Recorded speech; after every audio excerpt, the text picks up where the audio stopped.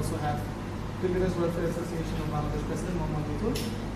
We are hosting this press conference because Lisa has agreed to do the press conference. She's here in the capacity of a commentator, but she's also the WCA president. So if anyone has any questions, please raise your hand.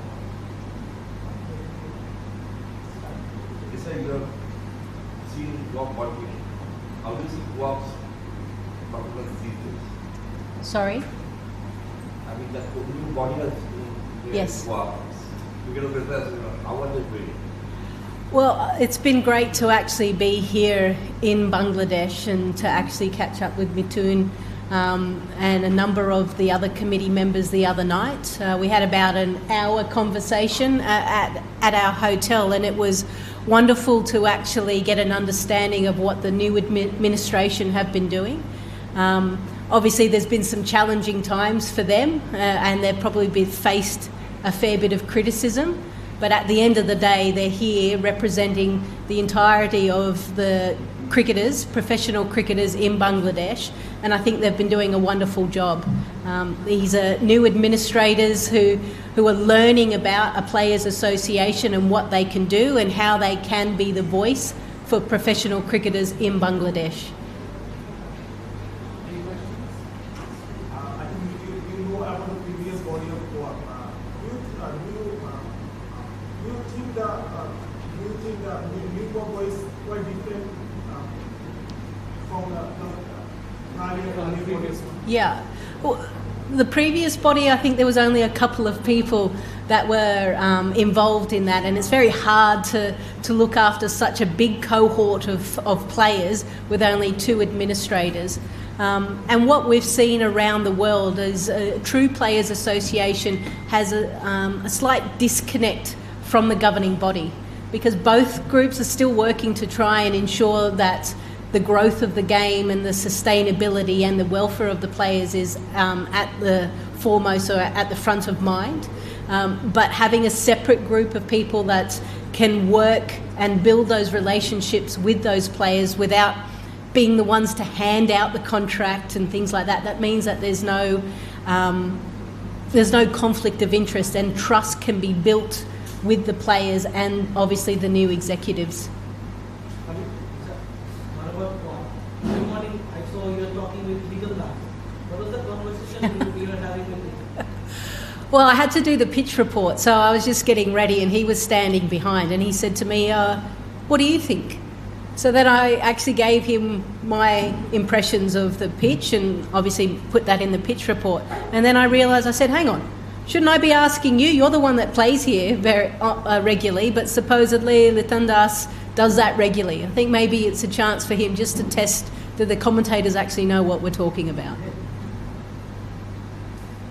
Lisa, there were some previous issues regarding players getting their payment in BPL. International players also get their payment in BPL also. Did you give some piece of advice during about this thing, that payment issue for international players? Yeah, so what the World Cricketers Association does, and we have it on our website, it's almost a traffic light system of all of the T20 leagues around there. It's to help players, administrators, agents to understand what have been the issues or what have been the successful things from each T20 league. Now, obviously, if you look at BPL, their traffic light, there's not a lot of green, unfortunately.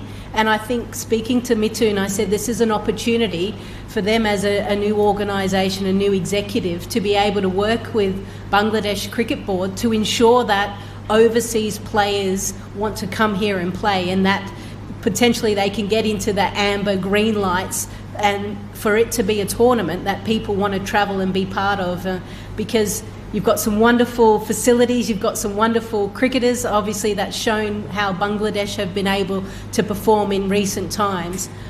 So hopefully, between the 2 organisations, they can work together and ensure that BPL is as strong and prosperous as it can be. Sir, when you see the previous in Bangladesh, they're ex-cricketer, ex-president and secretary, but now the running cricketer, which is coming. In previous some dictatorship in Goa. So, but in recent time it will be changed. So, how suggestion about this kind of organization is better to running cricketer or ex-cricketer? I don't barrier the X or XYZ. It doesn't mean that ex-cricketer are not the perfect, but what your suggestion?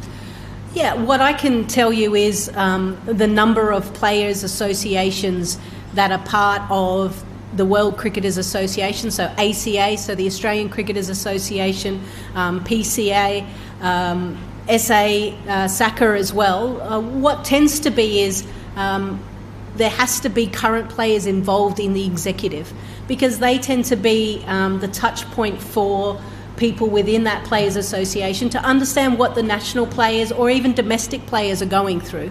And then I think a good mix of business people, people that have been successful in the commercial world, the corporate world, finance, lawyers. You need to bring all kind of skill sets together.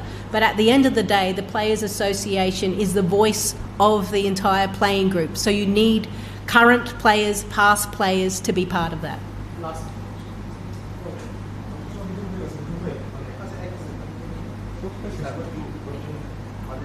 Regarding players' payment, do you think that Bangladeshi players, I'm talking about Bangladesh players, do you think that a new contract paper, I mean, whenever there is a contract paper, there's a lot of things said about this contract paper does not validate his claim and all those things. A contract paper should be there that with Bangladesh Cricket Board involved in it. I mean, a tri-party contract paper between players, the franchisee and the cricket board, so everyone knows what's the payment issue and what's the payment module of that player. Sorry. I just give you an example. Nasir Ahmed last year played for Silet game. He claimed that he is yet to receive a large amount of money. But according to that his contract paper, he cannot claim that because that's not doesn't appear in the law. So you think that this contract, players' contract, is a big issue for local players, so that they have to claim back their money from the franchisee? I think, professional cricketers, it's their job, right? All of you guys have jobs. You do your job, you expect to be paid. I think it doesn't make a difference. A professional cricketer, if they've gone out and played cricket and done what their job is, they should be paid for that. And if the system and the structure has put in frameworks and contracts, then that should be abided by. But that's all domestic cricket, and that's up to the Players Association here on the ground to work with that. What the World Cricketers Association tends to do is when we go into ICC events. So we tend to assist and help at that next level. Our dealings are with ICC. It's not necessarily with the Bangladesh Cricket Board or Cricket Australia. That's for that individual Players Association in that country. However, Mithun will be coming to London. We have a board meeting. It will be exciting for him to be part of it, and no doubt he'll learn a lot more about Players Associations and what programs we run across the world. Two more questions.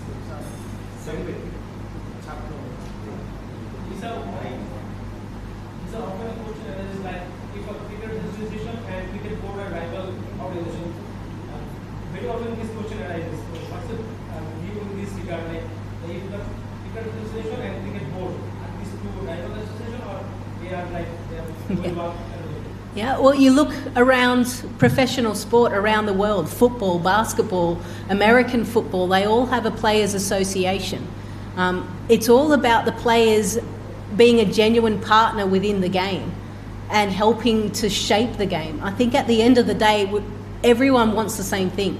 Everyone wants cricket to prosper in their country, in their state, in their county, and they want cricket to be a global game. And that requires everyone coming together, not just everyone working in little silos.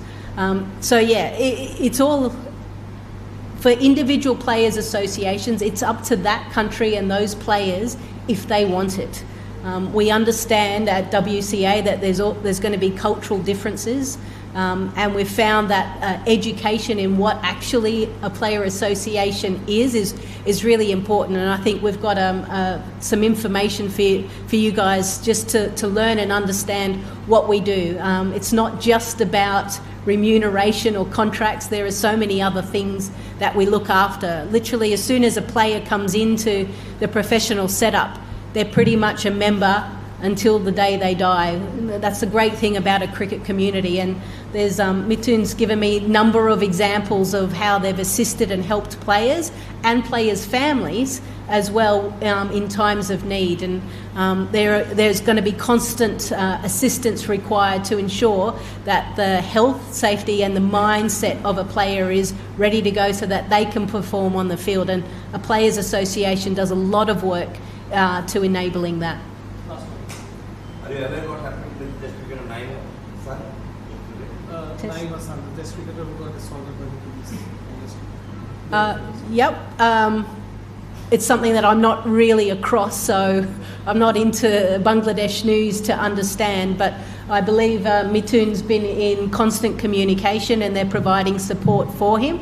I think the main thing is, regardless of any kind of incident, the player will always be first and foremost the most important thing in the player association in that local country. So I was briefed briefly about that, and all I needed to know is that the player is being assisted and helped by the player association. Thank you. Thank you, everyone. Thank you. Well said. Yeah. You nailed it. Thank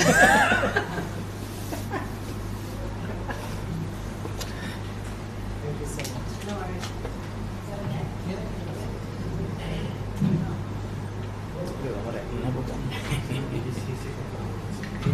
Nó